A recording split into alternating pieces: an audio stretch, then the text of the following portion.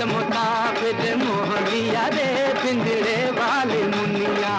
शर्त मुताबिक मोह लिया रे पिंजरे वाली मुनिया।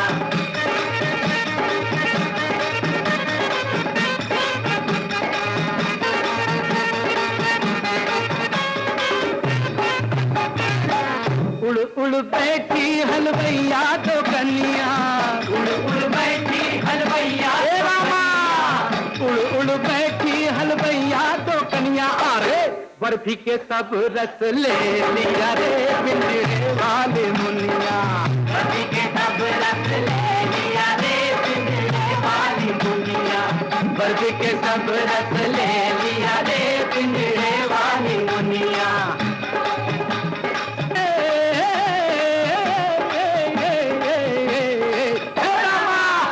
दोस्तों, आज हम एक गांव की अजीबोगरीब कहानी सुनाने जा रहे हैं। गांव का नाम है मौजपुर। दूर दराज पीली नदी के किनारे बसा मौजपुर गांव। कभी मौजपुर गांव में मौज ही मौज था। बीच में गांव वालों के घर, चारों ओर लहलाते खेत, खेतों में काम करते लोग, चौपाल में हुक्के गुड़गुड़ाते गांव के बड़े बूढ़े, घर आंगन और गलियों में धमा चौकड़ी मचाती बच्चा पार्टी। मगर आज मौजपुर का हाल बदहाल है। हंसता खेलता गांव आज उजाड़ और वीरान पड़ा है। भूले भटके से भी कहीं इंसान का दर्शन नहीं होता। चारों ओर अजीब सा सन्नाटा पसरा रहता है। अब आप जानना चाहेंगे कि बसा बसाया गांव अचानक उजड़कर खंडहर कैसे हो गया। हुआ ये कि बहुत पहले एक दिन मौजपुर गांव में एक डॉक्टर आया। डॉक्टर का नाम था डॉक्टर ऑलराइट। नाम राइट जरूर था, मगर आते ही राइट ने रॉन्ग काम शुरू कर दिए। डॉक्टर ऑलराइट ने मौजपुर गांव में आकर अपना क्लिनिक खोला। खूब बड़ा सा बोर्ड बनवाया। उस बोर्ड पर लिखवाया, गर्भ में लड़का है या लड़की जांच कराएं। खूब धूम धड़ाके से क्लिनिक का उद्घाटन हुआ। क्लिनिक की बात आग की तरह पूरे मौजपुर गांव में फैल गई। घर आंगन, खेत खलिहान और चौबारों में बस एक ही चर्चा होने लगी।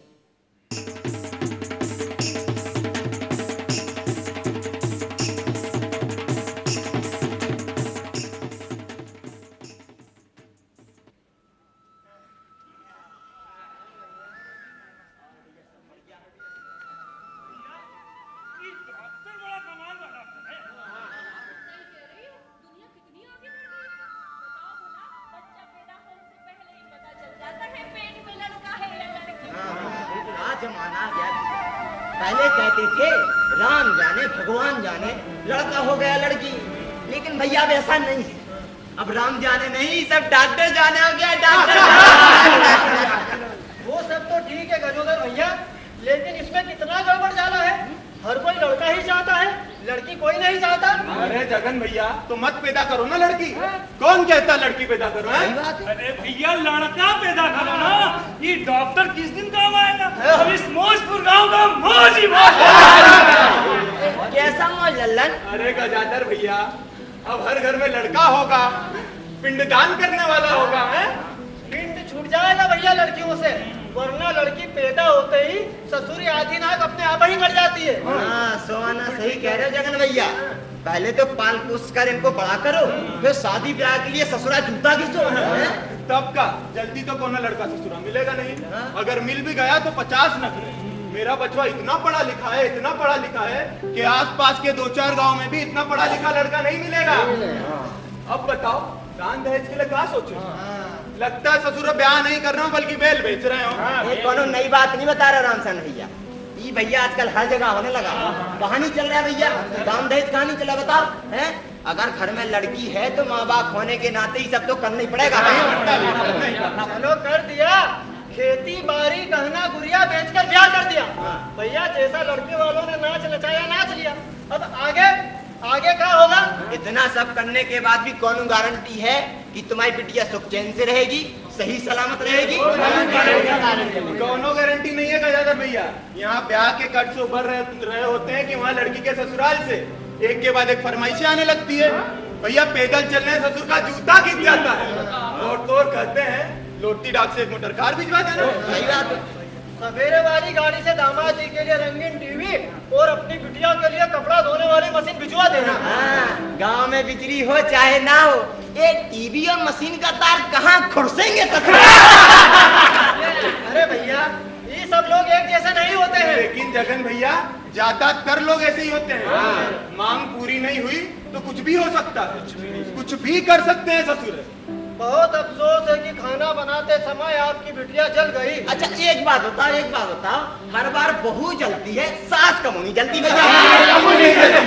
यह भी खबर आ सकती है कि सीढ़ियों से फिसलकर आपकी लड़की स्वर्ग को सिधार गई। हाँ, सास ससुर के भैया हाथ पांव कांपते हैं, हाथ पांव, लेकिन सीढ़ियों से फिसलकर आज तक नहीं गिरे। अरे भैया उनके अपने घर की सीढ़ी है, बोला उस पर से वो कैसे फिसल सकते हैं? कह रहे हो? सूचना तो यह भी आ सकती है भैया कि बहू ने फांसी का फंदा लगाकर आत्महत्या कर ली। ससुर से अब जगन भैया आत्महत्या है या हत्या तो वही जाने। ऐसे में लड़की के माँ बाप जीते जी मर जाते, रोज मरते हैं, कदम कदम पर मरते हैं, बल्कि यूं समझो कि मर मर के जीते हैं बेचारे।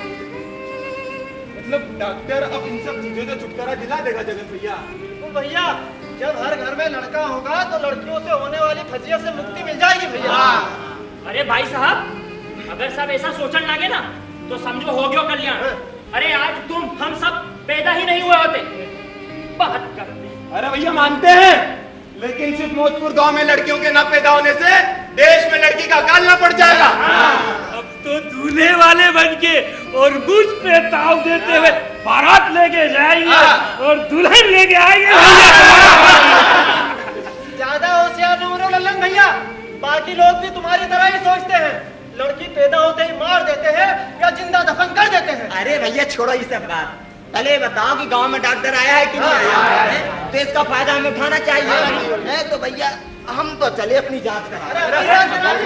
अरे भैया अपनी महराज की जांच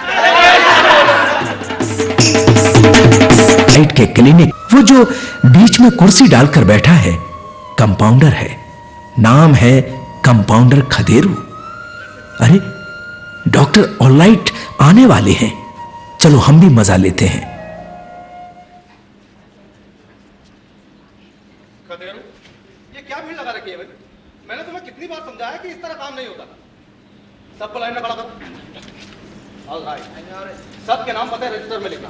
ऑलराइट, और सबसे जरूरी बात, बिना फीस लिए किसी को अंदर मत आने देना। ऑलराइट? Alright sir.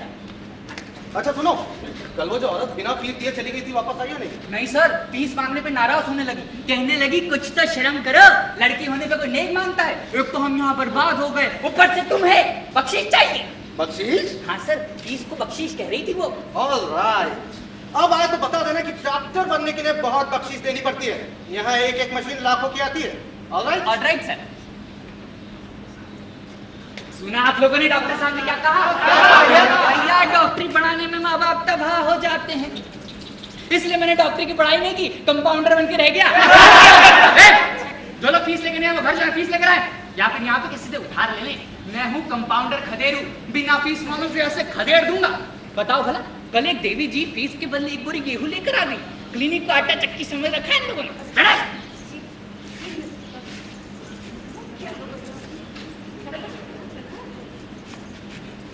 तुम आगे कैसे घुस रही हो? आगे कैसे घुस रही हो लाइन में? कैसे क्या भैया, मुझे थोड़ी जल्दी है। बाकी लोग यहाँ बसने आए हैं क्या? सबको जल्दी घर जाना है। एक कंपाउंडर भैया, बात ऐसी है कि मैं चूल्हे पर तरकारी चढ़ा कर के आई तो? हूँ। देर हो गई तो जल जाएगी। भगवान ही मालिक है इस मौजपुर गांव का। लाइन में खड़े हो, कोई आगे नहीं आए। लल्लन, तुम कैसे घुस रहे हो लाइन में? कैसा का? पूरा गांव खड़ा तो हम भी खड़ा है। यहाँ राशन बट रहा है जो तुम लाइन में आके खड़े हो रहे हो। अब ये तो नहीं पता, मगर बात ऐसी है, सुख हो या दुख हो, मैं हमेशा खड़ा रहता हूँ गाँव वालों के सामने। हाँ, जरूर कोई नेता हो, सिर्फ नेता ही ऐसी बड़ी बड़ी बातें करते हैं, जनता के साथ खड़े तो रहते हैं लेकिन करते धरते कुछ नहीं। डॉक्टर ऑलराइट का काम चल निकला, फटाफट जांच होने लगी। लड़का पता लगते ही औरत खुशी से गोलगप्पा हो जाती, कभी भगवान को धन्यवाद करती तो कभी बाहर आकर किसी के गले लग जाती, और लड़की पता लगते ही मातम छा जाता। साथ में भगवान को कोसना भी शुरू हो जाता। कुछ अपनी किस्मत को दोष देने लगती। कुछ औरतें लड़के की खुशखबरी देने के लिए तेजी से घर की ओर बढ़ चली। जिनको पता चला कि गर्भ में लड़की है, अबॉर्शन का मन बना लिया। अबॉर्शन मतलब गर्भपात। बिना समय गंवाए गर्भ में पल रही लड़कियों का गर्भपात कराया जाने लगा। ये है विज्ञान की देन या फिर सामाजिक कुरीतियों की देन। ओम विज्ञानाय नमः।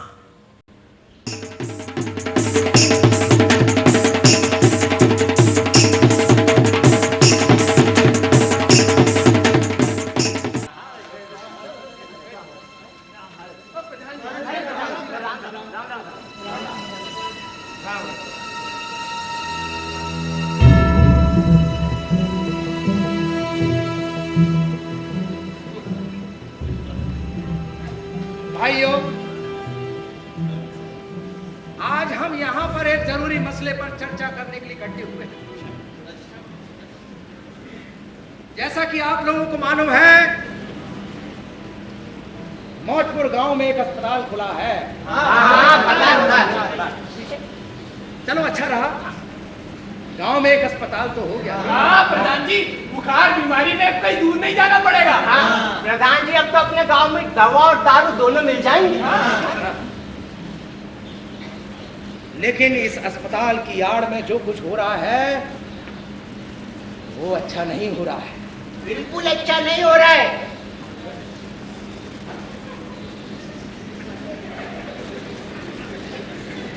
इससे तो सारी सामाजिक व्यवस्था ही चरमरा जाएगी। सामाजिक व्यवस्था के लिए जितना जरूरी लड़का है, उतनी जरूरी लड़की भी। हाँ, गांव बाहर जाकर देखो तब पता चले। यदि 1000 लड़के हैं तो उनके लिए सिर्फ 900 लड़कियां। उन 100 लड़कों के लिए लड़कियां कहां से लाओगे? उन 100 लड़कों का वंश कैसे आगे चलेगा? और लोग इसीलिए मारे मारे घूम रहे हैं और बाहर से लड़कियां लाके ब्याह रहे हैं। इसी कमी के कारण प्रधान जी का ब्याह आज तक नहीं हुआ। कुंवारे हैं।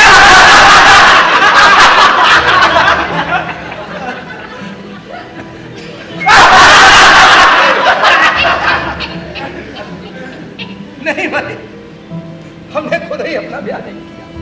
चलिए, ये भी अच्छा है। इसी कमी को देखते हुए कुछ महापुरुष ब्याह ही ना करें। क्या प्रधान जी, पांडवों की तरह एक लड़की का ब्याह 5 भाइयों से करा दिया जाए तो? अरे ये सही है। छतरी, यहाँ एक गंभीर मसले पर चर्चा हो रहा है।